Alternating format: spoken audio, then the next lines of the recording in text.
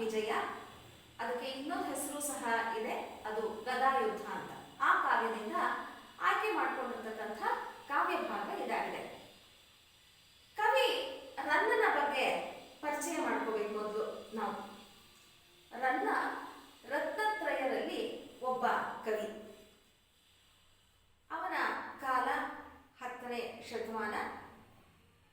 ರನ್ನನ ಜನ್ಮಸ್ಥಳ ಬಾಗಲಕೋಟೆ ಜಿಲ್ಲೆಯ ಮುಧೋಳಲು ಅಂತ, ಈಗ ಅದನ್ನ ಮುಧೋಳ ಅಂತ ಕರಿತೀವಿ. ಶಕ್ತಿ ಕವಿ, ಗಂಡು ಕವಿ ಅಂತ ಕರೆಸ್ಕೊಂಡಂಥ ಕವಿ ರನ್ನ ಅಗಾಧವಾದಂತಹ ಪಾಂಡಿತ್ಯದ ಪ್ರತಿಭೆಯನ್ನ ಉಳ್ಳಂತಹ ಕವಿಯಾಗಿದ್ದ. ತಂದೆ ಜಿನವಲ್ಲಭ, ತಾಯಿ ಅಬ್ಬಲಬ್ಬೆ. ಇವರ ವೃತ್ತಿ ಬಳೆ ಮಾರುವ ವೃತ್ತಿಯಾಗಿತ್ತು. ಹಾಗಾಗಿ ಒಂದು ಸ್ಥಳದಿಂದ ಇನ್ನೊಂದು ಸ್ಥಳಕ್ಕೆ ಬಳೆ ಮಾರಾಟ ಮಾಡೋದೇ ಇವರ ಕೆಲಸವಾಗಿತ್ತು. ಆದರೆ ರನ್ನನಿಗೆ ಅಪಾರವಾದಂತಹ ಆಸಕ್ತಿ ಯಾವುದರಲ್ಲಿ? ವಿದ್ಯೆಯನ್ನ ಕಲಿಬೇಕು ಅನ್ನೋದ್ರಲ್ಲಿ. ಹಾಗಾಗಿ ಈ ವಿದ್ಯಾಕಾಂಕ್ಷೆಯ ಒಂದು ತುಡಿತದಿಂದ ಶ್ರವಣ ಬೆಳಗೊಳದಲ್ಲಿ ಬಂದು ನೆಲೆ ನಿಲ್ತಾನೆ. ಅಲ್ಲಿ ದಾನ ಚಿಂತಾಮಣಿಯಾಗಿದ್ದಂತಹ ಅತ್ತಿಮಬ್ಬೆಯ ಪ್ರೋತ್ಸಾಹ ಸಿಗುತ್ತೆ. ಅಜಿತ ಸೇನಾಚಾರ್ಯರ ಒಂದು ಪರಿಚಯ ಆಗುತ್ತೆ. ಅವರಿಂದ ವಿದ್ಯೆಯನ್ನು ಸಂಪಾದನೆ ಮಾಡ್ತಾನೆ. ಚಾಮುಂಡರಾಯನ ಒಂದು ಸಹವಾಸದಲ್ಲಿ ಆಶ್ರಯವನ್ನ ಪಡಿತಾನೆ. ಗಂಗಾರ ಮಂತ್ರಿಯಾಗಿರ್ತಕ್ಕಂಥ ಚಾಮುಂಡರಾಯನ ಆಶ್ರಯದ ನಂತರ ಚಾಲುಕ್ಯ ದೊರೆಯಾದಂತಹ ತೈಲಪ ಹಾಗೂ ಸತ್ಯಾಶ್ರಯ ಇರಿವ ಬೆಡಂಗನ ಒಂದು ಆಸ್ಥಾನದಲ್ಲಿ ಕವಿಯಾಗಿ ಇರ್ತಾನೆ. ಇಂಥ ಅಪಾರವಾದ ಪಾಂಡಿತ್ಯ ಉಳ್ಳಂತಹ ಕವಿ ಆಗಿನ ಒಂದು ಸಂದರ್ಭದಲ್ಲಿ ಜೈನ ಧರ್ಮ ಬಹಳ ಉತ್ತುಂಗ ಸ್ಥಿತಿಯಲ್ಲಿ ಇದ್ದಂತಹ ಕಾಲ.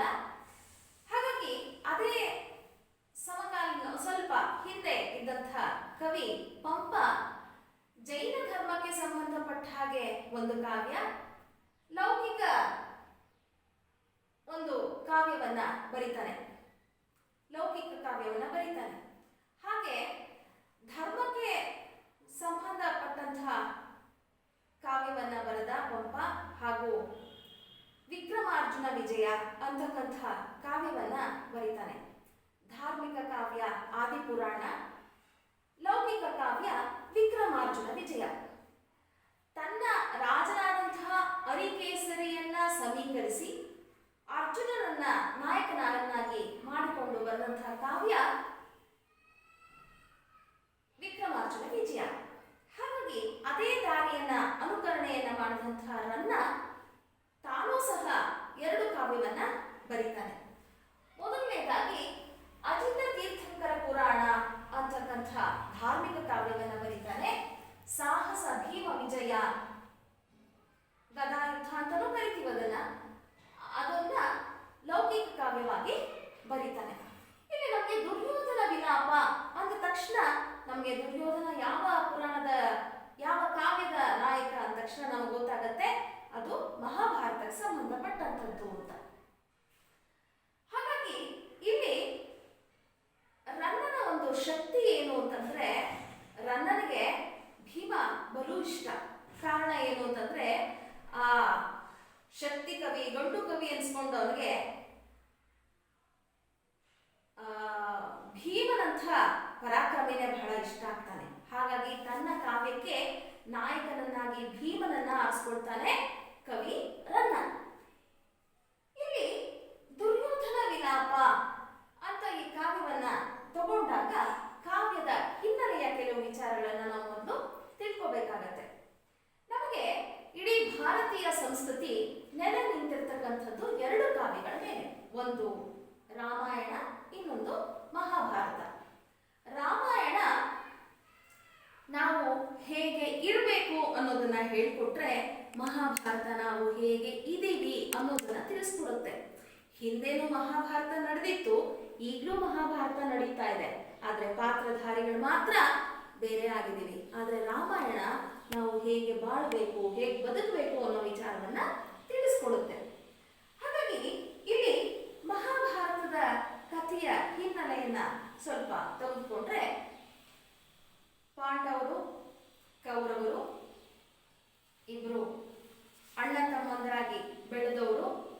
ಬೆಳೀತಾ ದಾಯಾದಿ ಮತ್ಸರ ಪ್ರಾರಂಭ ಆಗತ್ತೆ. ದುರ್ಯೋಧನ ಪಾಂಡವರಿಗೆ ಏನಾದರೂ ಮಾಡಿ ಅವರಲ್ಲಿ ಇರ್ತಕ್ಕಂತಹ ಒಂದು ರಾಜ್ಯವನ್ನೆಲ್ಲ ತಾನೇ ಅನುಭವಿಸ್ಬೇಕು, ಯಾವುದೇ ಕಾರಣಕ್ಕೂ ಪಾಂಡವರಿಗೆ ರಾಜ್ಯ ಅನ್ನೋದು ಹೋಗಬಾರ್ದು ಅನ್ನೋ ಕಾರಣಕ್ಕೆ ನಾನಾ ರೀತಿಯಲ್ಲಿ ಅವರನ್ನ ಕೊನೆಗಾಣಿಸ್ಬೇಕು ಅಂತ ಆಲೋಚನೆ ಮಾಡ್ತಾನೆ. ಆದರೆ ದೈವಾನುಗ್ರಹವಿದ್ದಂತಹ ಪಾಂಡವರು ಹೇಗೋ ಬದುಕಿ ಬರ್ತಾರೆ. ಆದರೆ ಕೊನೆಗೆ ಪಗಡೆ ಆಟವನ್ನ ಆಡಿ ಪಾಂಡವರನ್ನ ಕಾಡಿಗೆ ಕಳಿಸುವಂತಹ ಒಂದು ಕುತಂತ್ರವನ್ನ ಮಾಡ್ತಾನೆ.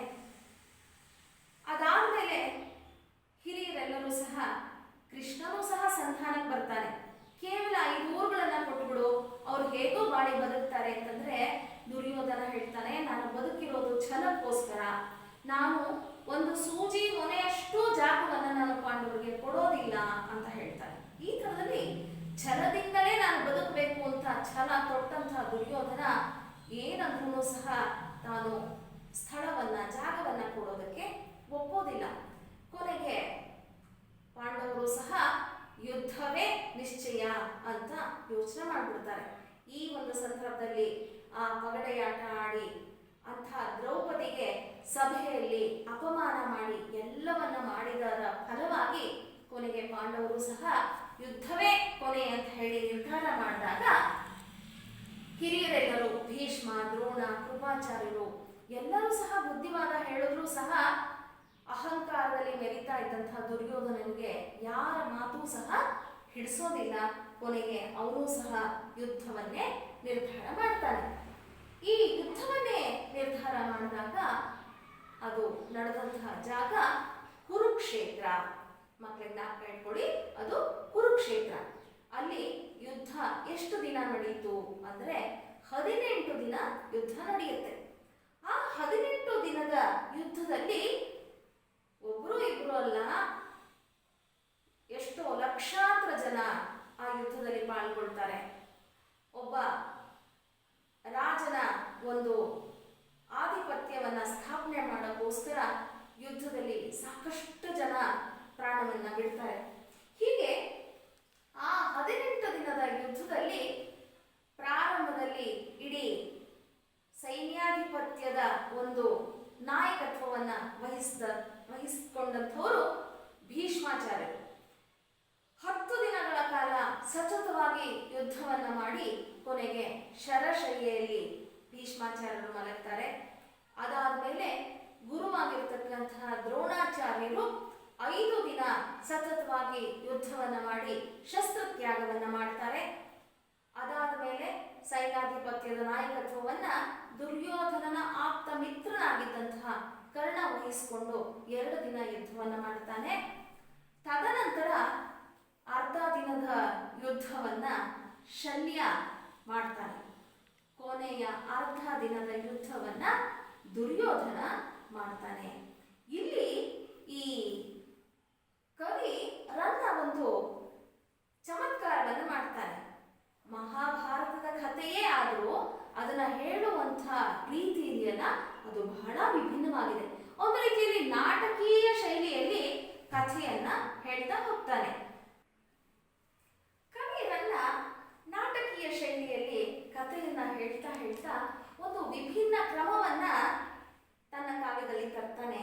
ಅದು ಏನು ಅಂದ್ರೆ ಸಿಂಹಾವಲೋಕನ ಕ್ರಮ. ಏನು ಸಿಂಹಾವಲೋಕನ ಕ್ರಮ ಅಂತಂದ್ರೆ, ಕಾಡಿನ ರಾಜ ಅನ್ಸ್ಕೊಂಡಂತಹ ಸಿಂಹ ತಾನು ಹೋಗುವಾಗ ಒಂದು ರೀತಿಯ ವಿಶೇಷವಾದ ನಡಿಗೆಯನ್ನು ಹೊಂದಿರುತ್ತೆ. ಏನದು ಅಂತಂದ್ರೆ 10 ಹೆಜ್ಜೆ ಮುಂದಕ್ಕೆ ಹೋಗಿ 1 ನಿಮಿಷ ನಿಂತ್ಕೊಳ್ಳುತ್ತಂತೆ, ಕತ್ತನ್ನ ಹಿಂದಕ್ಕೆ ಸರಿಸಿ 1 ಸಾರಿ ತನ್ನ ಹಿಂದೆ ಯಾರಾದರೂ ಬಂದಿದ್ದಾರಾ, ಯಾರಾದ್ರಿಂದ ನನಗೇನಾದ್ರು ಅಪಾಯ ಆಗುತ್ತಾ, ಅಕಸ್ಮಾತ್ ಹಂಗಿದ್ರೆ ನಾನು ಹೇಗೆ ಅವ್ರನ್ನ ಎದುರಿಸ್ಬೇಕು ಅಂತ ಹೇಳಿ 1 ಸರಿ ಪೂರ್ತಿಯಾಗಿ ಅವಲೋಕನ ಮಾಡುತ್ತಂತೆ. ಎಲ್ಲಾ ಕಡೆ ದೃಷ್ಟಿಯನ್ನ ಹಾಯಿಸುತ್ತಂತೆ. ಮತ್ತೆ ಮುಂದಕ್ಕೆ ಹೋಗುತ್ತಂತೆ, ಮತ್ತೆ ಅಲ್ಲೇ ನಿಂತ್ಕೊಂಡು ಮತ್ತೆ ಅವಲೋಕನಿಸುತ್ತಂತೆ. ಅಂದ್ರೆ ಮುಂದಕ್ಕೆ ಹೋಗಿ 1 ಬಾರಿ ಹಿಂದಕ್ಕೆ ನೋಡೋದು, ಮುಂದಕ್ಕೆ ಹೋಗಿ 1 ಬಾರಿ ಹಿಂದಕ್ಕೆ ನೋಡೋದು.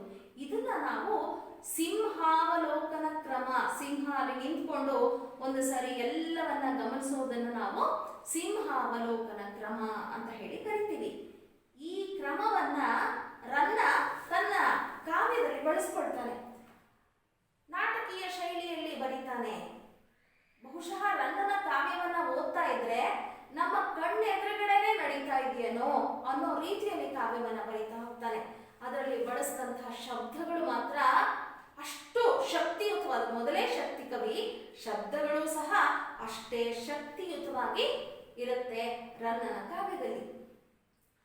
ಹಾಗಾಗಿ ಈ ಕಾವ್ಯವನ್ನ ತನ್ನ ಆಶ್ರಯದಾತನಾದಂತಹ ರಾಜನನ್ನ ಭೀಮನಿಗೆ ಸಮೀಕರಿಸಿ, ಅಂದ್ರೆ ತನ್ನ ರಾಜನೂ ಸಹ ಭೀಮನಷ್ಟೇ ಪರಾಕ್ರಮಿ ಅಂತ ಹೇಳಿ ಹೋಲಿಸುವುದರ ಮೂಲಕ ಕಾವ್ಯವನ್ನ ಬರಿತಾ ಹೋಗ್ತಾನೆ. ಇಲ್ಲಿ ವಿಲಾಪ, ವಿಲಾಪ ಅಂದ್ರೆ ಏನು? ದುಃಖಿಸೋದು, ಅಳೋದು, ರೋಧಿಸೋದು. ದುರ್ಯೋಧನ ಯಾಕೆ ವಿಲಾಪ ಮಾಡ್ದ, ದುರ್ಯೋಧನ ಯಾಕೆ ದುಃಖಿಸ್ದ ಅಂದಾಗ ಆ ಒಂದು ಹಿನ್ನೆಲೆಯನ್ನು ನಾವೀಗ ತಿಳ್ಕೋಬೇಕು. ಮಹಾಭಾರತದ ಯುದ್ಧ 17 ದಿನ ನಡೆದು ಹೋಗಿದೆ. ಯುದ್ಧದಲ್ಲಿ ತನ್ನವರ ಎಲ್ಲರನ್ನೂ ಸಹ ಕಳ್ಕೊಂಡ್ಬಿಟ್ಟಿದ್ದಾನೆ ಕೌರವ. ತನಗಿರ್ತಕ್ಕಂತಹ 99 ಜನ ಅಣ್ಣ ತಮ್ಮಂದ್ರನ್ನ, ಬಂಧು ಬಾಂಧವರನ್ನ ಎಲ್ಲರನ್ನ ಕಳ್ಕೊಂಡು ಒಂಟಿ ಆಗ್ಬಿಟ್ಟಿದ್ದಾನೆ. ತಾನು ಮುಂದೆ ಏನು ಮಾಡಬೇಕು ಅಂತ ಅವನಿಗೆ ಏನೂ ತೋಚ್ತಾ ಇಲ್ಲ. ಆದರೆ ಅವನು ತನ್ನ ಛಲವನ್ನ ಬಿಡ್ಲಿಕ್ಕೆ ಮನಸ್ಸು ಒಪ್ತಿಲ್ಲ. ಹಾಗಾಗಿ ಆ ಸಮಯದಲ್ಲಿ ಧೃತರಾಷ್ಟ್ರ, ಗಾಂಧಾರಿ ಎಲ್ಲ ಸಮಾಧಾನ ಮಾಡಿ, ಬೇಡ ದುರ್ಯೋಧನ, ಇಷ್ಟೆಲ್ಲ ಎಲ್ಲರನ್ನ ಕಳ್ಕೊಂಡ್ಮೇಲೆ ನಾವೇನ್ ಮಾಡೋದು, ಬೇಡ, ಪಾಂಡವರಿಗೆ ಸ್ವಲ್ಪ ಜಾಗವನ್ನ ಕೊಟ್ಟುಬಿಡು, ಯುದ್ಧವನ್ನ ನಿಲ್ಲಿಸು ಅಂತ ಹೇಳಿದ್ರು ಸಹ ಆ ಸಮಯದಲ್ಲಿ ಅವನು ಅದನ್ನು ಒಪ್ಪಲ್ಲ. ಇಲ್ಲ, ನಾನೇನೇ ಇದ್ರೂ ಯುದ್ಧವನ್ನ ಮಾಡೇನೆ ತೀರ್ತೀನಿ ಅಂತ ಹೇಳಿ ನಿರ್ಧಾರ ಮಾಡ್ತಾನೆ. ಆಗ ಧೃತರಾಷ್ಟ್ರ, ಗಾಂಧಾರಿ ಅವರುಗಳೆಲ್ಲ ಹೇಳ್ತಾರೆ, ಇಲ್ಲ, ನೀನೇನೇ ಆದ್ರೂ ಕಾರ್ಯವನ್ನ ಮುಂದುವರಿಸೋಕಿನ ಮೊದಲು ಹಿರಿಯರಾಗಿರ್ತಂತಹ ಭೀಷ್ಮಾಚಾರ್ಯರನ್ನ ಭೇಟಿ ಮಾಡತಕ್ಕಂಥದ್ದು ಒಳ್ಳೆಯದು ಅಂತ ಹೇಳಿದಾಗ ಆ ಮಾತಿಗೆ ಬೆಲೆಯನ್ನ ಕೊಟ್ಟಂತಹ ದುರ್ಯೋಧನ ಭೀಷ್ಮಾಚಾರ್ಯರನ್ನ ಭೇಟಿ ಮಾಡಲಿಕ್ಕೆ ಅಂತ ಹೊರಟ. ಆದರೆ ಭೀಷ್ಮಾಚಾರ್ಯರು ಯುದ್ಧರಂಗದ ಯಾವುದೋ ಒಂದು ಮೂಲೆಯಲ್ಲಿ ಶರಶೈಲಿಯಲ್ಲಿ ಮಲಗಿದ್ದಾರೆ. ಆ ಶರಶೈಲಿಯಲ್ಲಿ ಮಲಗಿದ್ದಂತಹ ತಾತನಾದಂತಹ ಭೀಷ್ಮರನ್ನ ಭೇಟಿ ಮಾಡಲಿಕ್ಕೆ ಹೊರಡುತ್ತಾನೆ. ಆದರೆ ತನ್ನೊಟ್ಟಿಗೆ ಕರ್ಕೊಂಡು ಹೋಗ್ಲಿಕ್ಕೆ ಯಾರೂ ಸಹ ಜೊತೆ ಇಲ್ಲ. ಆಗ ತನ್ನ ಸಹಾಯಕ್ಕೆ ಅಂತ ಹೇಳಿ ಸಂಜಯನನ್ನ ಕರ್ಕೊಂಡು ಯುದ್ಧ ಭೂಮಿಯಲ್ಲಿ ಹೊರಡುತ್ತಾನೆ. ಆ ಯುದ್ಧ ಭೂಮಿಯಲ್ಲಿ ಹೊರಡುವಾಗ ಆ ಯುದ್ಧ ಭೂಮಿ ಹೇಗಿತ್ತು, ಆ ಯುದ್ಧ ಭೂಮಿಯಲ್ಲಿ ಯಾರ್ಯಾರು ಹೇಗೆ ಸತ್ತು ಬಿದ್ದಿದ್ರು, ಅವರನ್ನ ಕಂಡು ದುರ್ಯೋಧನ ಹೇಗೆ ವಿಲಾಪಿಸ್ದ, ಹೇಗೆ ದುಃಖಿಸ್ದ, ಹೇಗೆ ರೋಧಿಸ್ದ ಅನ್ನೋ ಒಂದು ವಿಚಾರವನ್ನ ನಿಮಗೆ ಇಟ್ಟಿರ್ತಕ್ಕಂತಹ ಈ ಭಾಗದಲ್ಲಿ ಕವಿ ತಿಳಿಸ್ತಾ ಹೋಗ್ತಾನೆ. ಆದರೆ ದುರ್ಯೋಧನನಲ್ಲಿ ಏನೇ ಎಲ್ಲ ವಿಚಾರಗಳಿದ್ರು ಸಹ ದುರ್ಯೋಧನನಿಗೆ ಇನ್ನೊಂದು ಹೆಸರು ಸಹ ಇದೆ, ಸುಯೋಧನ ಅಂತ. ಸುಯೋಧ ಅಂದ್ರೆ ಬಹುಶಃ ಅವನಷ್ಟು ಒಳ್ಳೆ ಯೋಧ ಇನ್ಯಾರೂ ಇರಲಿಲ್ಲ ಅನ್ಸುತ್ತೆ. ದುರ್ಯೋಧನ ಅಂತಂದ್ರೆ ಯುದ್ಧರಂಗದಲ್ಲಿ ಯಾರನ್ನ ಸೋಲಿಸ್ಲಿಕ್ಕೆ ಸಾಧ್ಯವಿಲ್ಲವೋ ಅವನು ದುರ್ಯೋಧನ. ಹಾಗಾಗಿ ಅಂತಹ ದುರ್ಯೋಧನ ಹೆಜ್ಜೆ ಇಡ್ಲಿಕ್ಕೂ ಅವನಿಗೂ ತ್ರಾಣ ಇಲ್ಲ. ಆದ್ರೂ ಸಹ ಸಂಜಯನ ಒಟ್ಟಿಗೆ ತಾನು ಆ ಯುದ್ಧರಂಗವನ್ನ ಪ್ರವೇಶ ಮಾಡ್ತಾನೆ. ಇಲ್ಲಿ ಪ್ರವೇಶ ಮಾಡಿದಂತಹ ಸಂದರ್ಭದಲ್ಲಿ ಆ ಯುದ್ಧರಂಗದಲ್ಲಿ ಆ ಭೀಷ್ಮರನ್ನ ಭೇಟಿಯಾಗುವ ಮೊದಲೇ ಆ ಯುದ್ಧ ಭೂಮಿಯಲ್ಲಿ ಸತ್ತು ಬಿದ್ದಂತಹ ದ್ರೋಣಾಚಾರ್ಯರು, ಅಭಿಮನ್ಯು, ತನ್ನ ಮಗನಾದಂತಹ ಲಕ್ಷಣ ಕುಮಾರ, ದುಶ್ಯಾಸನ, ಕರ್ಣ ಇವುಗಳನ್ನೆಲ್ಲ ನೋಡಿದಾಗ ಅವನಿಗೆ ಕರಳು ಕಿತ್ತು ಬರೋ ಹಾಗಾಗತ್ತೆ. ಯೋ ಎಂಥವರನ್ನೆಲ್ಲ ನಾನು ಕಳ್ಕೊಂಡ್ಬಿಟ್ನಲ್ಲ ಅಂತ ಹೇಳಿ ಅವರ ಶವದ ಎದುರುಗಡೆ ನಿಂತ್ಕೊಂಡು ನಿಂತ್ಕೊಂಡು ದುಃಖಿಸ್ತಕ್ಕಂಥ ವಿಲಾಪಿಸ್ತಕ್ಕಂಥ ಒಂದು ಚಿತ್ರವನ್ನ ಇಲ್ಲಿ ನಮಗೆ ಕಾವ್ಯದಲ್ಲಿ ರನ್ನ ತಂದು ಕೊಡ್ತಾನೆ. ಬಹುಶಃ ರನ್ನನ ಈ ಕಾವ್ಯವನ್ನ ಓದಿದಾಗ ಬಹುಶಃ ನಮ್ಮ ಕಣ್ಣೆದುರಿಗೆ ಅವರಗಳ ಶವ ಇದೆಯೇನೋ, ಅವನು ದುರ್ಯೋಧನ ಅಲ್ಲಿ ಎದುರುಗಡೆ ನಿಂತ್ಕೊಂಡು ರೋಧಿಸ್ತಾ ಇದ್ದಾನೇನೋ ಅನ್ನೋ ರೀತಿಯಲ್ಲಿ ಶಬ್ದಗಳನ್ನ ಹೊರಡಿಸ್ತಾನೆ ಕವಿ ರನ್ನ. ಇಂಥ ಈ ಒಂದು ಭಾಗದಲ್ಲಿ ನಾವು ಸ್ವಲ್ಪ ಇಂದಿನ ಕಾಲಕ್ಕೆ ಯೋಚನೆ ಮಾಡೋದಾದ್ರೆ, ಹಿಂದೆ ಮತ್ತು ಇಂದು ಆಗ್ಲೂ ಯುದ್ಧ ನಡೀತಿತ್ತು, ಈಗಲೂ ಸಹ ಯುದ್ಧ ನಡೀತಾ ಇದೆ. ಈ ಯುದ್ಧ ಅನ್ನೋದೇನು ಅಂತಂದ್ರೆ ಇದು ಒಂದು ಜೀವನಾಶಕ ವಿದ್ಯೆ. ಯುದ್ಧದಿಂದ ಯಾರಿಗೋ ಒಬ್ಬರಿಗೆ ಆಸೆ ತೀರಬಹುದು, ಆದ್ರೆ ಒಂದು ಯುದ್ಧದಿಂದ ಎಷ್ಟೋ ಜೀವಗಳು ನಾಶ ಆಗತ್ತೆ. ಈ ಯುದ್ಧ ಅನ್ನೋದು ಇವತ್ತು ಹಿಂದಿಂದು ಅಂತ ಅಲ್ಲ, ಎಷ್ಟೋ ಶತಶತಮಾನಗಳಿಂದ ಯುದ್ಧಗಳು ನಡೀತಾನೆ ಇದೆ. ಈಗಲೂ ಸಹ ನಿಮ್ಗೆಲ್ಲ ಗೊತ್ತಿರಬಹುದು, ಹಿರೋಶಿಮಾ ನಾಗಾಸಾಕಿ ಇದರ ಮೇಲೆ ನಡೆದಂತಹ ದುರಂತಗಳು ಇಂದಿಗೂ ಸಹ ಸಾಕ್ಷಿಯಾಗಿದೆ. ನಮ್ಮ ಸಮಾಜದಲ್ಲಿ ಬಂದಂತಹ ಸಮಾಜೋದ್ಧಾರಕರೆಲ್ಲರೂ ಸಹ ಯುದ್ಧವನ್ನ ವಿರೋಧಿಸಿದ್ರು. ಯುದ್ಧ ಬೇಡ್ರಪ್ಪ, ಯುದ್ಧದಿಂದ ಕೇವಲ ವಿನಾಶ ಆಗುತ್ತೆ ಹೊರತು ಉದ್ಧಾರ ಆಗುವುದಿಲ್ಲ ಅಂತ ಹೇಳ್ತಾ ಬಂದರೂ ಸಹ ಇಂದಿಗೂ ಯುದ್ಧದ ಭೀತಿಯಲ್ಲೇ ಸಹ ನಾವು ಬದುಕ್ತಾ ಇದ್ದೀವಿ. ಇಲ್ಲಿ ಒಂದ್ ಕಡೆ ಯೋಚನೆ ಮಾಡೋದಾದ್ರೆ, ಹಿಂದಿನ ಯಾವುದೇ ಕಥೆಗಳನ್ನ ನಾವು ಇಂದಿನ ಕಾಲಕ್ಕೆ ಒಂದು ಸಮೀಕರಿಸಿಕೊಂಡ್ರೆ ನಾವು ಇನ್ನು ಅದೇ ರೀತಿಯಲ್ಲೇ ಮುಂದುವರಿತಿದ್ದೀವಿ ಅನ್ನೋದು ಕಾಣುತ್ತೆ. ಹಾಗಾಗಿ ಎಲ್ಲೋ ಒಂದ್ ಕಡೆ ಈ ದುರ್ಯೋಧನ ವಿಲಾಪ ಅನ್ನೋದು ನಮಗೆ ಒಂದು ನೀತಿಯನ್ನು ಹೇಳುತ್ತೆ. ಯಾವುದೇ ರೀತಿಯಲ್ಲಿ ಜೀವನದಲ್ಲಿ ಯುದ್ಧಗಳು ಬೇಡ, ಜಗಳಗಳು ಬೇಡ, ಸ್ನೇಹ ಪ್ರೀತಿ ಒಂದೇ ಶಾಶ್ವತ ಅನ್ನೋ ವಿಚಾರಗಳನ್ನ ಕೊಡ್ತಾ ಹೋಗುತ್ತೆ. ನಿಮಗೆ ಒಂದು ವಿಚಾರ ಹೇಳಬೇಕು. ಅಶೋಕ ಚಕ್ರವರ್ತಿ ತನ್ನ ಕೊನೆಯ ಯುದ್ಧವಾದಂತಹ ಕಳಿಂಗ ಯುದ್ಧವನ್ನ ಮಾಡಿ ಅವತ್ತು ಅವನು ನಿರ್ಧಾರ ಮಾಡ್ತಾನೆ, ತಾನು ಇನ್ನು ಮುಂದೆ ಯುದ್ಧವನ್ನ ಮಾಡೋದಿಲ್ಲ. ಒಂದು ಸಣ್ಣ ಸಂಗತಿ, ಕಳಿಂಗ ಯುದ್ಧವನ್ನ ಮಾಡ್ದ, ಇಡೀ ಅಶೋಕ ಚಕ್ರವರ್ತಿ ಅಂತ ಕರೆಸ್ಕೊಂಡ, ಯುದ್ಧವನ್ನ ಗೆದ್ದು ಬರ್ತಾ ಇದ್ದಾನೆ. ಹೊರಗಡೆ ಬರೋ ಸಂದರ್ಭದಲ್ಲಿ ಒಂದು ಪುಟ್ಟ ಬಾಲಕಿ ಆ ಯುದ್ಧ ರಂಗದ ಹೊರಗಡೆ ನಿಂತಿದ್ಲು. ಬಾಲಕಿ ಕೇಳ್ತಾಳೆ. ಆ ಬಾಲಕಿಯ ಮುದ್ದಾದ ಮುಖವನ್ನು ನೋಡಿ ಅಶೋಕ ಚಕ್ರವರ್ತಿ ಮಾತಾಡಿಸ್ತಾನೆ.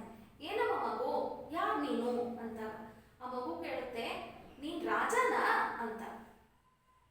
ಅಧಿಕಾರದಿಂದ ಮೆರಿತಾ ಇದ್ದಂತ ಅಶೋಕ ಚಕ್ರವರ್ತಿ ಹೇಳ್ತಾನೆ, ಹೌದು ನಾನು ರಾಜ ಆದವರು ಏನ್ ಕೇಳಿದ್ರು ಕೊಡ್ತಾರಂತಲ್ವಾ ಅಂತ ಮಗು ಕೇಳುತ್ತೆ.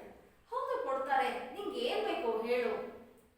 ಆಗ ಮಗು ಹೇಳುತ್ತೆ, ಬಹಳ ಮುಗ್ಧತೆಯಿಂದ ಹೇಳುತ್ತೆ, ರಾಜ, ನೀನು ಮಾಡಿದಂಥ ಯುದ್ಧದಲ್ಲಿ ನನ್ನಪ್ಪ ಹೋರಾಡಿ ಸತ್ತು ಹೋಗ್ಬಿಟ್ರು.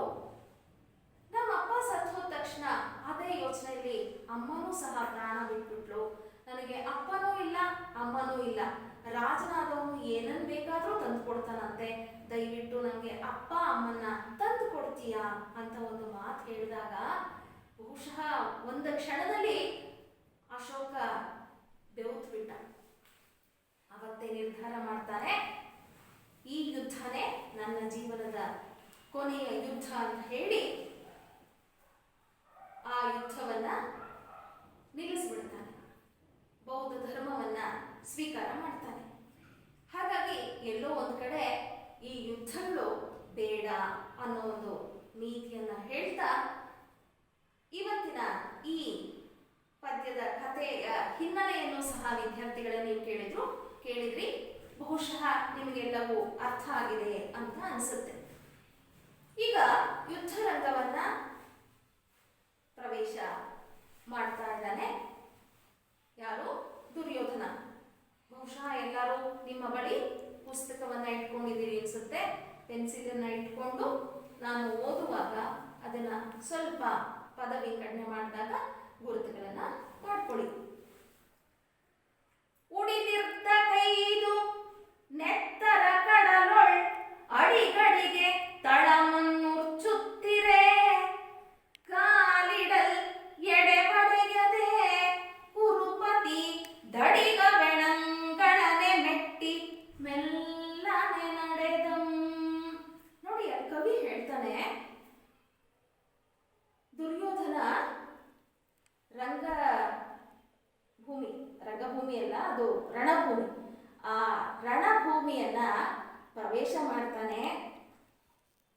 ರೀತಿಯಲ್ಲಿ ರಂಗಭೂಮಿಯೇ. ಕಾರಣ ಏನು ಅಂದ್ರೆ ಆ ಭೂಮಿ ರಕ್ತಸಿಕ್ತವಾಗಿ ಹೋಗಿದೆ, ಕೆಂಪು ಬಣ್ಣದಿಂದ ಕೂಡಿ ಹೋಗಿದೆ. ಆ ರಣಭೂಮಿಯನ್ನ ಪ್ರವೇಶ ಮಾಡ್ತಾ ಇದ್ದಾನೆ. ಉಳಿದಿದ್ದ ಕೈದು, ಉಳಿದಿದ್ದ ಕೈದು ಅಂದ್ರೆ ಯುದ್ಧ ಮಾಡುವಾಗ ಸೈನಿಕರು ಹಿಡ್ಕೊಂಡಂತಹ ಆಯುಧಗಳೆಲ್ಲವೂ ಸಹ ಮುರಿದು ಬಿದ್ದು ಹೋಗಿದೆಯಂತೆ ಆ ರಣಭೂಮಿಯಲ್ಲಿ, ರಣರಂಗದಲ್ಲಿ. ಉಳಿದಿದ್ದ ಕೈದು, ಕೈದು ಅಂದ್ರೆ ಆಯುಧ, ಉಳಿದಿದ್ದ ಅಂದ್ರೆ ಮುರಿದು ಬಿದ್ದಂಥ. ಉಳಿದಿದ್ದ ಕೈದು ನೆತ್ತರ ಕಡಲೊಳ್. ಎಂಥ ಸಮುದ್ರ ಅದು? ಹಾಲಿನ ಸಮುದ್ರ ಅಲ್ಲ, ನೆತ್ತರು. ನೆತ್ತರು ಅಂದ್ರೆ ರಕ್ತ. ಅದಕ್ಕೆ ಇನ್ನೊಂದು ಪದ ಹೇಳ್ಬೋದು, ರುಧಿರ. ನೋಡಿ, ನಿಮಗೆ ಪರೀಕ್ಷೆಗಳಲ್ಲಿ ಕೇಳ್ತಾರೆ ಸಮಾನಾರ್ಥಕ ಪದ ಅಂದ್ರೆ ಒಂದು ಪದಕ್ಕೆ ಅದೇ ಅರ್ಥವನ್ನ ಕೊಡ್ತಕ್ಕಂಥ ಬೇರೆ ಬೇರೆ ಪದಗಳು. ರಕ್ತ, ರುಧಿರ, ನೆತ್ತರು. ಆ ನೆತ್ತರ ಕಡಲೊಳ್, ಸಮುದ್ರದೋಪಾದಿಯಲ್ಲಿ ರಕ್ತ ಹರಿತಾ ಇದೆಯಂತೆ. ಅಡಿಗಡಿಗೆ ತಳಮನ್ ಉರ್ಚುತ್ತಿರೆ. ನಿಮ್ಗೆ ಆ ಪದಗಳನ್ನ ಓದ್ತಾಗ್ಲೇ ನಮ್ಗೆ ಅರ್ಥ ಆಗತ್ತೆ. ಅಡಿಗಡಿಗೆ, ಹೆಜ್ಜೆ ಹೆಜ್ಜೆಗೂ ತಳಮನ್, ತಳ ಅಂದ್ರೆ ಪಾದ, ಪಾದವನ್ನ ಉರ್ಚುತ್ತಿರೆ ಅಂದ್ರೆ ಆ ಮುರಿದು ಬಿದ್ದಂತಹ ಆಯುಧಗಳು ಕಾಲಿಗೆ ಚುಚ್ತಾ ಇದೆಯಂತೆ. ಕಾಲಿಡಲ್ ಎಡೆ ಬಡೆಯದೆ, ಎಡೆ ಅಂದ್ರೆ ಸ್ಥಳ, ಕಾಲಿಡಲ್. ಅವನಿಗೆ ಆ ನಡೀತಾ ಇರ್ಬೇಕಾದ್ರೆ, ಬಹುಶಃ ನಾವು ದಾರಿಯಲ್ಲಿ ನಡೆಯುವಾಗ ಏನಾದ್ರು ಅಲ್ಲಿ ಕಾಲಿಗೆ ತಾಕತ್ತೆ ಅಂದಾಗ ಏನ್ ಮಾಡ್ತೀವಿ? ದಾಟ್ತೀವಿ, ಪಕ್ಕಕ್ಕೆ ಹೋಗ್ತೀವಿ. ಆದ್ರೆ ಆ ಯುದ್ಧ ಭೂಮಿಯಲ್ಲಿ ಕಾಲಿಡೋಕ್ಕೂ ಸಹ ಜಾಗ ಇಲ್ಲ ದುರ್ಯೋಧನನ್ಗೆ. ಕಾಲಿಡಲ್ ಎಡೆಬಡೆಯದೆ ಕುರುಪತಿ. ನೋಡಿ ಅಲ್ಲಿ ಕವಿ ಹೇಗೆ ಬಳಸ್ತಾನೆ, ಕುರುಪತಿ. ಇಡೀ ಕೌರವ ವಂಶಕ್ಕೆ ಪತಿಯಾಗಿರ್ತಕ್ಕಂತಹ, ದೊರೆಯಾಗಿರ್ತಕ್ಕಂತಹ ಕುರುಪತಿ ದಡಿಗ ವೆಣಂಗಳನೆ ಅಂದ. ದಡಿಗ ವೆಣ, ವೆಣ ಅಂದ್ರೆ ಪೆಣ, ಪೆಣ ಅಂದ್ರೆ ಹೆಣ. ದಡಿಗ ವೆಣ ಅಂತಂದ್ರೆ ಅಲ್ಲಿ ಬಿದ್ದಂತಹ ಹೆಣಗಳೆಲ್ಲವೂ ಸಹ ರಕ್ತಸಿಕ್ತವಾಗಿ ಊದ್ಕೊಂಡ್ಬಿಟ್ಟಿದೆಯಂತೆ. ಸತ್ತಾದ್ಮೇಲೆ ಶರೀರ ಊದ್ಕೊಳುತ್ತಲ್ಲ, ಹಾಗೆ ದಪ್ಪ ದಪ್ಪನಾಗಿ ಆಗ್ಬಿಟ್ಟಿದೆ, ಊದ್ಕೊಂಡ್ಬಿಟ್ಟಿದೆ. ದಡಿ ಇಡ್ಲಿಕ್ಕೆ ಜಾಗ ಇಲ್ಲ, ಕಾಲಿಟ್ರೆ ಚುಚ್ಚುತ್ತೆ. ಎಲ್ಲಿಡ್ಬೇಕು ಕಾಲನ್ನ? ಕೊನೆಗೆ ಆ ದಡಿಗ ವೆಣಂಗಳನೆ, ಭಾರಿ ಗಾತ್ರದ ಹೆಣಗಳ ಮೇಲೆ ಮೆಟ್ಟಿ, ಮೆಟ್ಟಿ ಅಂದ್ರೆ ಕಾಲನ್ನ ಇಟ್ಟು ಮೆಲ್ಲನೆ ನಡೆದಂ. ನೋಡಿ, ಯಾಕೆ ಇಲ್ಲಿ ಕವಿ ಮೆಲ್ಲನೆ ನಡೆದಂ ಅಂತ ಬಳಸ್ದ, ಜೋರಾಗಿ ನಡೆದ ಅಂತ ಯಾಕೆ ಬಳಸಲಿಲ್ಲ ಅಂದ್ರೆ, ಬಹುಶಃ ಆ ಹೆಣಗಳೆಲ್ಲವೂ ಸಹ ಊದ್ಕೊಂಡು ಕೊಳ್ತಾ ಬಿಟ್ಟಿದೆ. ಅಕಸ್ಮಾತ್ ಇವನೇನಾದ್ರು ಜೋರಾಗಿ ಕಾಲಿಟ್ಟ ಅಂದ್ರೆ ಬಹುಶಃ ದೇಹದೊಳಗೆ ಕಾಲು ಹೋಗೇ ಬಿಡುತ್ತೇನೋ ಅನ್ನೋ ರೀತಿಯಲ್ಲಿ ಮೆಲ್ಲನೆ ನಡೆದಂ ಅಂದ್ರೆ ಬಹಳ ಜಾಗರೂಕನಾಗಿ ಕೌರವೇಶ್ವರನಾಗಿರ್ತಕ್ಕಂಥ ದುರ್ಯೋಧನ ಮುಂದೆ ನಡೀತಾ ಹೋಗ್ತಾನೆ. ಬಹುಶಃ ಮಕ್ಕಳೇ ನಿಮ್ಗೆ ಅರ್ಥ ಆಯ್ತು ಅನ್ಸುತ್ತೆ ಆ ಪದ್ಯ. ಹಾಗೆ ಮುಂದೆ ನಡಿಬೇಕಾದ್ರೆ ಹೇಗಿತ್ತು, ಮುಂದೆ ಏನೇನನ್ನ ಕಾಣ್ತಾನೆ ಅಂದ್ರೆ, ಅವನು ಅಲ್ಲಿ ನಡೀತಾ ಇರ್ಬೇಕಾದ್ರೆ ಹೇಗಿತ್ತು ಆ ಯುದ್ಧ ಭೂಮಿ ಅನ್ನೋದನ್ನ ಕವಿ ಇಲ್ಲಿ ವರ್ಣಿಸ್ತಾನೆ. ನೋಡಿ, ಇಲ್ಲಿ ಅವ್ನು ಕವಿ ಬಳಸ್ಬೇಕಾದ್ರೆ ಎಂಥ ಪದಗಳನ್ನ ಬಳಸ್ತಾನೆ ಅಂದ್ರೆ ಸುಮ್ಮನೆ ಸಣ್ಣ ಪುಟ್ಟ ಪದಗಳಲ್ಲ. ಯುದ್ಧ ಭೂಮಿ ಹೇಗಿತ್ತು ಅನ್ನೋದನ್ನ ಕವಿ ವರ್ಣಿಸ್ತಾನೆ. ಅವ್ನು ಬಳಸಿರ್ತಕ್ಕಂಥ ಪ್ರತಿ ಪದದಲ್ಲೂ ಸಹ ಅಂಥ ಶಕ್ತಿನೇ ತುಂಬಿಕೊಂಡಿದೆ. ಹೇಳ್ತಾನೆ, ಇಭ ಶೈಲಂಗಳ ನೇರಿ ಏರಿ ರುಧಿರ ಸ್ರೋತಂಗಳಂ ದಾಂಟಿ ದಾಂಟಿ ಇಭ ದೋರ್ನೀಲ ಲತಾ ಪ್ರತಾನ ವಿಪಿನ ಮಾತಂಗಳೊಳ್ ಸಿಲ್ಕಿ ಸಿಲ್ಕಿ ಭರಂಗೈದು ಉರಿದೈದಿ ಸಂಜಯ ಶಿರಸ್ಕಂಧಾವಲಂಬಂ ಕುರುಪ್ರಭುಂ ಕಂಡಂ ಶರಜಾಲ ಜರ್ಜರಿತ ಗಾತ್ರ ತ್ರಾಣನಂ ದ್ರೋಣನಂ. ಬಹುಶಃ ನೋಡಿ, ಕವಿ ಎಷ್ಟು ಚೆನ್ನಾಗಿ ಪದಗಳನ್ನ ಬಳಸ್ಯಾನ. ಇಭ ಶೈಲಂಗಳ ಏರಿ ಏರಿ, ರುಧಿರ ಸ್ರೋತಂಗಳ ದಾಟಿ ದಾಟಿ, ಸಿಲ್ಕಿ ಸಿಲ್ಕಿ, ಗಾತ್ರ ತ್ರಾಣ, ಹೀಗೆ ಪದಗಳನ್ನ ಎರಡೆರಡು ಮೂರು ಸಾರಿ ಬಳಸಿದಾಗ ಆ ಪದಗಳ ಶಕ್ತಿ ಹೆಚ್ಚಾಗುತ್ತಂತೆ. ಅಂಥ ಪದಗಳನ್ನ ಬಳಸ್ತಾನೆ. ಇಭ ಶೈಲ, ಶೈಲ ಅಂದ್ರೆ ಏನು? ಬೆಟ್ಟ. ಇಭ ಅಂದ್ರೆ ಆನೆ. ಆನೆಗಳು ಹೇಗ್ ಬಿದ್ದಿದಾವೆ ಅಂತಂದ್ರೆ ಬೆಟ್ಟದೋಪಾದಿಯಲ್ಲಿ ಬಿದ್ದಿದ್ದಾವಂತೆ. ಚತುರಂಗ ಬಲಸೇನೆ, ರಥ, ಆನೆ, ಕುದುರೆ ಮತ್ತು ಸೈನಿಕರು, ಈ ಎಲ್ಲವನ್ನ ಸೇರಿ ಚತುರಂಗ ಬಲ ಅಂತ ಹೇಳ್ತೀವಿ. ಆನೆಗಳು ಬೆಟ್ಟದೋಪಾದಿಯಲ್ಲಿ ಬಿದ್ದಿದ್ದಾವಂತೆ. ಅಂಥ ಆನೆಗಳನ್ನ ಏರಿ ಏರಿ ಹತ್ತಿ ಇಳಿಯೋದು ಹೀಗೆ ಮಾಡ್ತಾ ಇದ್ದಾರಂತೆ. ಈ ಶೈಲಂಗಳನ್ನೇರಿ ಏರಿ ರುಧಿರ ಸ್ರೋತಂಗಳಂ ದಾಟಿ ದಾಟಿ. ಇವ್ರು ಕವಿ ಕಾವ್ಯವನ್ನ ಬರೆಯುವಾಗ ಸಾಮಾನ್ಯ ಮನುಷ್ಯರನ್ನ ಹೊರತುಪಡಿಸಿ ಕಾವ್ಯವನ್ನ ಬರೆದಿಲ್ಲ. ನಾವೆಲ್ಲೋ ಒಂದ್ ಕಡೆ ಒಂದ್ ನೀರ್ ಏನಾದ್ರು ಬಿದ್ದಿತ್ತು ಅಂದ್ರೆ ಏನ್ ಮಾಡ್ತೀವಿ, ಹಾಗೆ ದಾಟ್ತೀವಿ, ಆ ನೀರಲ್ಲಿ ಕಾಲಿಡಕ್ ಹೋಗಲ್ಲ. ನೀರಲ್ಲೇ ಕಾಲಿಡಲ್ಲ ಅಂದ್ಮೇಲೆ ಇನ್ನ ದುರ್ಯೋಧನ ರಕ್ತದಲ್ಲಿ ಕಾಲಿಡ್ತಾನ. ರುಧಿರ ಸ್ರೋತ, ಆ ರಕ್ತ ಅನ್ನೋದು ನದಿಯೋಪಾದಿಯಲ್ಲಿ ಹರಿತಾ ಇದೆಯಂತೆ, ಅದನ್ನ ದಾಂಟಿ ದಾಂಟಿ ಅಂತ ಹೇಳ್ದ. ಇನ್ನ ಇಭದೋರ್ ನೀಲ ಲತಾ ಪ್ರಧಾನ ವಿಪಿನ ಮಾತಂಗಳೊಳ್ ಸಿಲ್ಕಿ. ಇಲ್ಲಿ ಕವಿ ಒಂದು ರೀತಿಯಲ್ಲಿ ವಿಶೇಷವಾಗಿ ಹೇಳ್ತಾನೆ, ಈ ಆನೆಗೆ ಸೊಂಡಿಲುಗಳಿದೆಯಲ್ಲ, ಆ ಸೊಂಡಿಲುಗಳು ಹೇಗೆ ಕಾಣ್ತಾ ಇದೆಯಂತೆ ಅಂದ್ರೆ, ಇಲ್ಲಿ ಒಂದು ಕಾಡಲ್ಲಿ ಈ ಬಳ್ಳಿಗಳೆಲ್ಲ ಒಂದ್ರೊಳಗೊಂದು ಹೆಣಕೊಂಡ್ಬಿಟ್ಟಿರತ್ತೆ.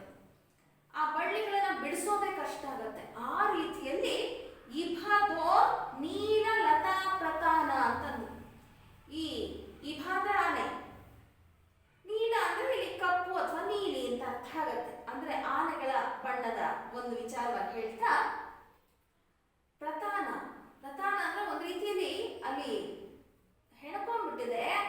ನೀಲ ಲತಾ ಬಳ್ಳಿಗಳು ಗುಂಪು, ಪ್ರತಾನ ಗುಂಪು, ನೀಲ ಲತಾ ಪ್ರತಾನ ವಿಪಿನ ವ್ರಾತ. ವಿಪಿನ ಅಂದ್ರೆ ಕಾಡು, ಕಾಡಲ್ಲಿ ಹೇಗೆ ಬಳ್ಳಿಗಳು ಒಂದ್ರೊಳಗೊಂದು ಹೆಣಕೊಂಡಿದ್ಯೋ ಹಾಗೆ ಆನೆಗಳು ಸತ್ತು ಬಿದ್ದಿದಾವಲ್ಲ, ಆ ಸತ್ತು ಬಿದ್ದಂತಹ ಆನೆಗಳ ಸೊಂಡಲು ಒಂದ್ರೊಳಗೊಂದು ಸೇರ್ಕೊಂಡು ಹೆಣ್ಕೊಂಡ್ಬಿಟ್ಟಿದ್ಯಂತೆ. ಅಲ್ಲಿ ಹೆಜ್ಜೆ ಇಡ್ಲಿಕ್ಕೆ ಹೋದಾಗ ಆ ಬಳ್ಳಿಗಳ ನಡುವೆ ಸಿಕ್ಕಾಕೊಂಡಾಗ ಏನ್ ಕಷ್ಟ ಪಡ್ತೀವೋ ಅದೇ ಕಷ್ಟವನ್ನ ದುರ್ಯೋಧನನು ಸಹ ಕಷ್ಟಪಡ್ತಾ ಇದ್ದಾನೆ. ಆ ಆನೆಗಳ ಸೊಂಡಿಲುಗಳ ಹೆಣೆದಿರ್ತಕ್ಕಂತಹ ಬಳ್ಳಿಗಳ ಮಧ್ಯದಲ್ಲಿ ಕಾಲು ಸಿಲ್ಕಿ ಸಿಕ್ಕಾಕೊಳ್ತಾ ಇದೆಯಂತೆ. ಅಷ್ಟಾದ್ರೂ ಸಹ ಭರಂಗೆ ಇದು, ನಿಧಾನಕ್ಕೆ ಹೋಗಕ್ಕಾಗಲ್ಲ, ಯಾಕಂದ್ರೆ ಸಮಯ ಮೀರಿ ಹೋಗ್ತಾ ಇದೆ. ಭರಂಗೆ ಇದು, ಆದ್ರೂ ಬೇಗ ಅವಸರವಾಗಿ ಹೊರಡ್ತಾ ಇದ್ದಾರಂತೆ. ಹೊರಡ್ಬೇಕಾದ್ರೆ ಒಬ್ಬನೇ ಹೋಗ್ತಿಲ್ಲ, ಸಂಜಯ ಶಿರ ಸ್ಕಂಧ ಅವಲಂಬಂ, ಜೊತೆಯಲ್ಲಿ ಸಂಜಯನನ್ನ ಕರ್ಕೊಂಡು ಹೋಗ್ತಾ ಇದ್ದಾನಂತೆ. ಅವನಿಗೆ ಅವನ ಸಂಜಯನ ಭುಜದ ಮೇಲೆ ತನ್ನ ಶಿರವನ್ನ, ತನ್ನ ತಲೆಯನ್ನ, ಸ್ಕಂಧ ಅಂದ್ರೆ ಭುಜ, ಸಂಜಯನ ಭುಜದ ಮೇಲೆ ತನ್ನ ತಲೆಯನ್ನ ಒರಗಿಸ್ಕೊಂಡು ಅವನ ಹೆಗಲ ಮೇಲೆ ಕೈ ಹಾಕೊಂಡು ಕುರುಪ್ರಭುವಾಗಿರ್ತಕ್ಕಂಥ ದುರ್ಯೋಧನ ಬರ್ತಾನೆ. ಮುಂದೆ ಬಂದ ತಕ್ಷಣವೇ ಶರಜಾಲ ಜರ್ಜರಿತ, ನೋಡಿ ಅಲ್ಲಿ ಪ್ರಾರಂಭದಲ್ಲಿ ಅವನು ಮೊಟ್ಟ ಮೊದಲು ನೋಡೋದು ಯಾರನ್ನ ಅಂದ್ರೆ ಶರಜಾಲ ಜರ್ಜರಿತ. ಶರ ಅಂದ್ರೆ ಬಾಣಗಳ ಒಂದು ಹೊಡೆತದಿಂದ ದೇಹ ಪೂರ್ತಿ ಗುಜ್ಜಾಗಿರ್ತಕ್ಕಂಥ ದ್ರೋಣಾಚಾರ್ಯರ ಶರೀರವನ್ನ ಕಾಣ್ತಾನೆ. ನೋಡಿ ಇಲ್ಲಿ ಕವಿ ಎಷ್ಟು ಚೆನ್ನಾಗಿ ಹೇಳ್ತಾನೆ ಅಂದ್ರೆ, ಕುರುಪ್ರಭುಂ ಕಂಡಂ ಶರಜಾಲ ಜರ್ಜರಿತ. 1 2 3 4 ಅಲ್ಲ, ಬಾಣ ಅವನಿಗೆ ಬಿದ್ದಿರೋದು ಶರಜಾಲ, ಬಾಣಗಳ ಸುರಿಮಳೆನೇ ಅಲ್ಲಿದೆ. ಜರ್ಜರಿತ, ಆ ಬಾಣಗಳಿಂದ ಹೊಡೆತಗಳಿಂದ ತಿಂದಂತಹ ದ್ರೋಣಾಚಾರ್ಯರು ಆ ಜಾಗದಲ್ಲಿ ಬಿದ್ದಿದ್ದಾರೆ. ಆ ಬಿದ್ದಂತಹ ಆ ದ್ರೋಣಾಚಾರ್ಯರನ್ನ ಕಂಡಾಗ ಆ ದುರ್ಯೋಧನನ ಮನಸ್ಸಿಗೆ ಎಷ್ಟು ವೇದನೆ ಆಗತ್ತೆ, ಎಷ್ಟು ದುಃಖ ಆಗತ್ತೆ ಅನ್ನೋದನ್ನ ಕವಿ ಮುಂದೆ ವರ್ಣಿಸ್ತಾ ಹೋಗ್ತಾನೆ. ಅದನ್ನ